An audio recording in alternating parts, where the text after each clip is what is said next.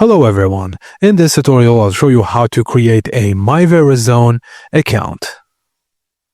Firstly, open your browser and go to verizon.com, then choose Sign Up. You'll be redirected to the Sign Up page. Just click Register to begin the sign up process.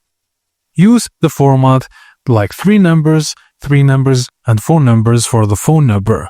Enter your zip code, then click Continue.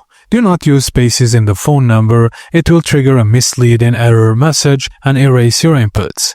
Now, find your account number at the top of your Verizon bill. It may look like your number. Now, Verizon will ask you to verify your email. Make sure it's a valid and accessible one, as you may receive a confirmation activation link. Final step requires verifying your identity using the registered phone number, account number, and zip code tied to the account. Use the correct format for the phone numbers, dashers only, no spaces. And that's it guys. Thank you for watching.